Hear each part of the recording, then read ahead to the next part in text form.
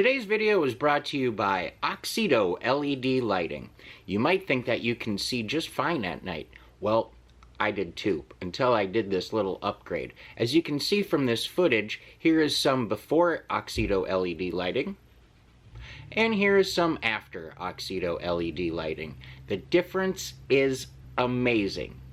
With high brightness and easy installation, Oxido LED lighting is definitely the route for you. They're easy to install, and they're available for all makes and models. Click on the link in the description below and enter promo code 612motorsports at checkout to get yourself 15% off. Now back to our video.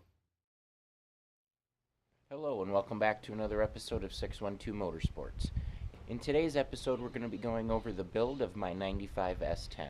Now, what you're about to see is basically a photo montage of various stages in the process of the build when it first started. Now, if you're not familiar with the story, I picked this vehicle up in Florida with about 130,000 miles about 19 years ago. And my plan was not to do any custom work to it at all. Thought really never entered my mind until I ran across a magazine called Truckin' that had a whole section on S10s. And there was a few little things that I saw that weren't real expensive, totally within my realm of completing, so I did. And things kind of snowballed into what you see here and what you're about to see in this montage.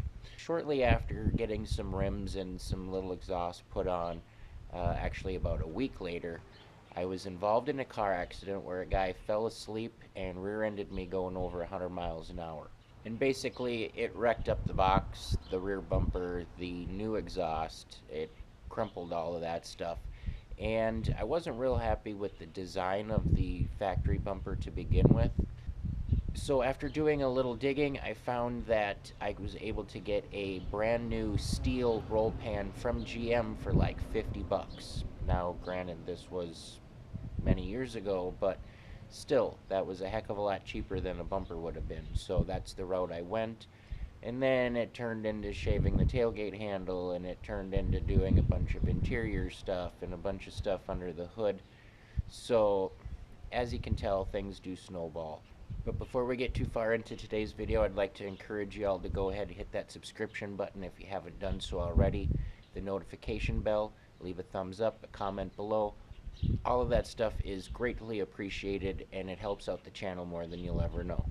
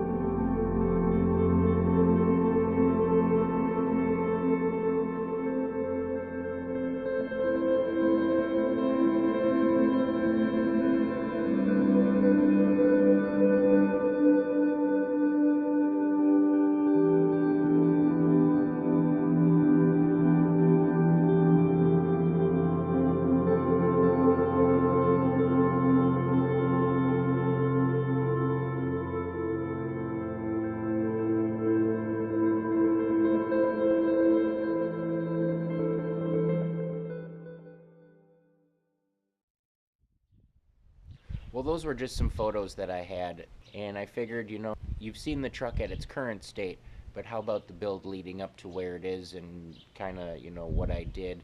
As you can see, the majority of it was done in my garage at home, minus the painting, which actually took place at a couple of body shops. It looked really dang sweet when I did have it all put together right at the beginning there. Everything worked on it great. There wasn't a scratch or a flaw on it. I can't say the same for it in its current state, but I guarantee you we will be getting it back to its original glory. So please, you'll want to hit that subscription button to follow along with that build series. And that's going to be happening sooner than I think any of us really expect. So please stay tuned. And as always, stay positive, work hard, and make it happen.